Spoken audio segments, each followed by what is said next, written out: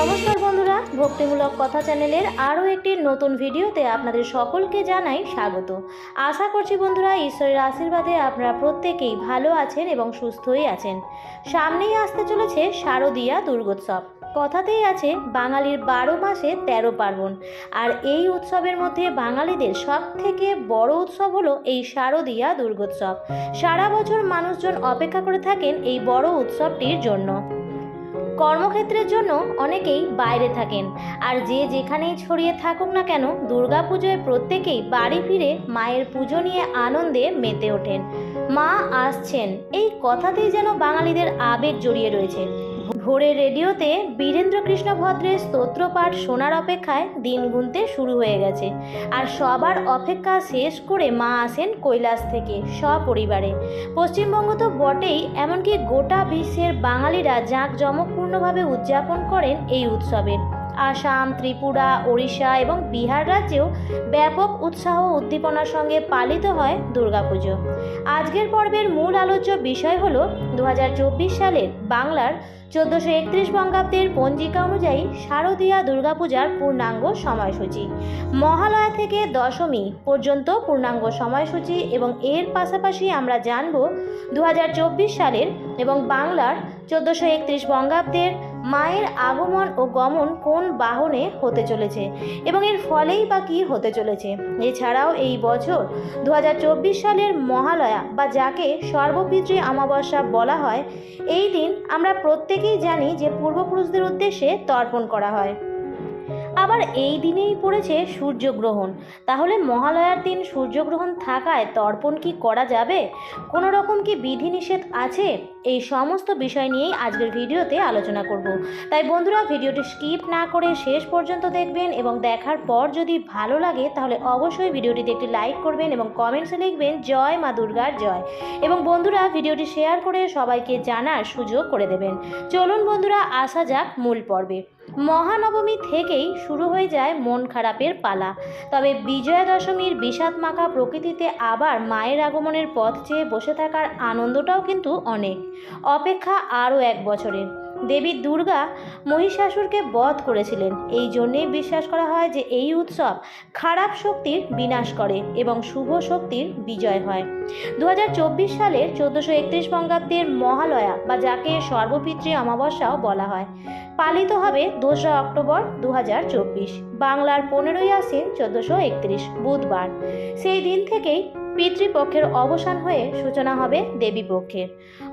মহালয়ার অমাবস্যার তিথি শুরু হচ্ছে 1 অক্টোবর 2024 মঙ্গলবার রাত্রি 9টা বেজে 3 মিনিট থেকে, এবং অমাবস্যার তিথি সমাপ্ত হচ্ছে 2রা অক্টোবর 2024 বুধবার রাত্রি 11টা বেজে 10 মিনিটে।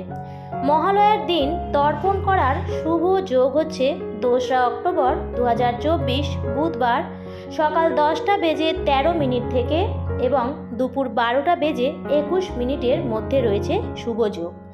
এবার জেনে নেব মহালয়ার দিন গঙ্গা স্নানের শুভ সময় কখন। 2রা অক্টোবর 2024 বুধবার সকাল 5টা বেজে 32 মিনিট থেকে সন্ধ্যা 7টা বেজে 24 মিনিট পর্যন্ত। এই দিন অর্থাৎ 2024 সালের মহালয়ার দিন ঘটতে চলেছে এক বিরলতম ঘটনা। 100 বছরে এই প্রথমবার মহালয়ার দিন হতে চলেছে এই বছরের দ্বিতীয় এবং অন্তিম সূর্যগ্রহণ। তাহলে মহালয়ার দিন নির্ধারিত সময়ে কি তর্পণ করা যাবে? চলুন জেনে নিই। মহালয়া তিথি তর্পণের ক্ষেত্রে বিশেষ গুরুত্বপূর্ণ। এই দিন প্রয়াত পূর্বপুরুষদের উদ্দেশ্যে জল দেওয়া হয় এবং তাদের সন্তুষ্ট করা হয়। সারা বছরের মধ্যে সর্বপিতৃ অমাবস্যা হল বছরের সবচেয়ে গুরুত্বপূর্ণ অমাবস্যা তিথি। হিন্দু ধর্ম অনুসারে সূর্য ও চন্দ্রগ্রহণ হলো অত্যন্ত গুরুত্বপূর্ণ ঘটনা। প্রত্যেক বছরই 2বার করে সূর্য ও চন্দ্রগ্রহণ হয়ে থাকে। গ্রহণের দিনে বিশেষ কিছু বিধিনিষেধও থাকে, সেগুলি মেনে চলার প্রথা রয়েছে। এই বছরে মোট 5টি গ্রহণ হবে। এর মধ্যে 2টি সূর্যগ্রহণ ও 3টি চন্দ্রগ্রহণ। এরই মধ্যে প্রথম সূর্যগ্রহণ ও চন্দ্রগ্রহণ হয়ে গেছে। পরবর্তী অর্থাৎ দ্বিতীয় সূর্যগ্রহণ হতে চলেছে মহালয়ার দিন অর্থাৎ 2রা অক্টোবর 2024। এই বছর দ্বিতীয় সূর্যগ্রহণ শুরু হবে আগামী 2রা অক্টোবর 2024 বুধবার রাত 9টা বেজে 13 মিনিট থেকে এবং গ্রহণ ছেড়ে যাবে রাত 3টে বেজে 17 মিনিটে। গ্রহণ স্থায়ী হবে 6 ঘন্টা 4 মিনিট। যেহেতু মহালয়ার যাবতীয় পিতৃতর্পণের আচার সকালেই সম্পন্ন হয়ে যাবে, তাই রাতের বেলায় গ্রহণ লাগায় তার প্রভাব তর্পণের কাজে পড়বে না।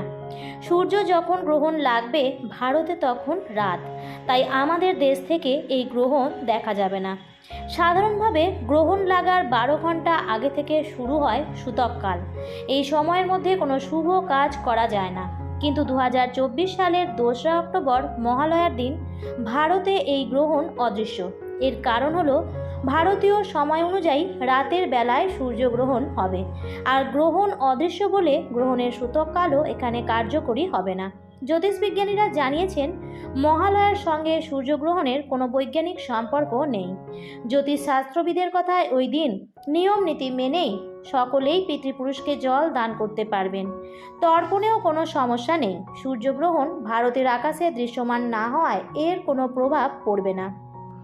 এবার বলি 2024 সালের শারদীয়া দুর্গোৎসবের পূর্ণাঙ্গ সময়সূচি। মহাষষ্ঠী তিথি 9 অক্টোবর 2024 বাংলার 22শে আশ্বিন বুধবার।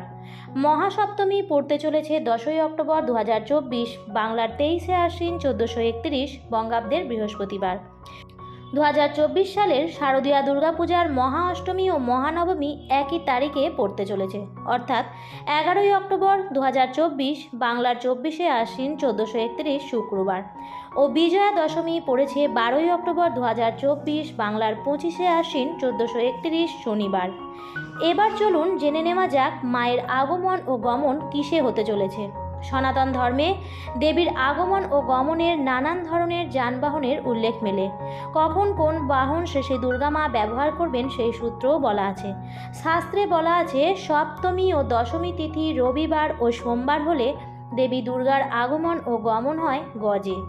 সপ্তমী ও দশমী তিথি মঙ্গলবার বা শনিবার হলে দেবীর ঘটকে আগমন বা গমন হয়।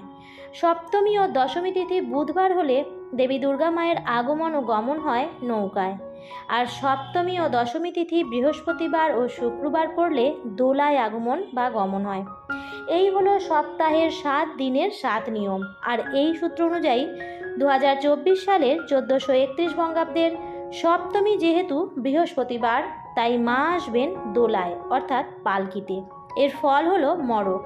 পালকিতে আগমন বা গমনের ফল হলো দোলায়ং মকরং ভবতি, অর্থাৎ মহামারী বা মড়কতুল্য বিষয়ে ভোগার সম্ভাবনা রয়েছে সারা বিশ্ববাসীর। শাস্ত্র অনুযায়ী দোলা বা পালকিতে দেবীর আগমন হলে হতে পারে ভয়ঙ্কর মহামারী, যাতে বিপুল প্রাণহানির আশঙ্কা থাকে। এবং দশমী পড়েছে শনিবার, তাই মায়ের গমন ঘটকে অর্থাৎ ঘোড়ার পিঠে চড়ে, ফলাফল ছত্রভঙ্গ। এটি সামাজিক ও রাজনৈতিক অস্থিরতার দিকে ইঙ্গিত করে। যুদ্ধ, বিগ্রহ, অশান্তি, বিপ্লব দেখা দিতে পারে। তবে যাই হোক, সব মন খারাপ ভুলেও মা আসছেন, এই আনন্দে নিয়েই মেতে থাকুন, সুস্থ থাকুন, ভালো থাকুন। তো বন্ধুরা, এই ছিল আজকের বিষয়। ভিডিওটি দেখে কেমন লাগলো অবশ্যই কমেন্ট করে জানাবেন। আরও এই বিষয়ে কিছু জানার ইচ্ছা থাকলে তাও কমেন্ট করে জানাবেন। আর ভিডিওটি দেখে ভালো লাগলে অবশ্যই ভিডিওটি লাইক করবেন এবং এই ধরনের আরও ভিডিও পাওয়ার জন্য চ্যানেলটিকে সাবস্ক্রাইব করে রাখবেন। ভিডিওটি দেখার জন্য অসংখ্য ধন্যবাদ।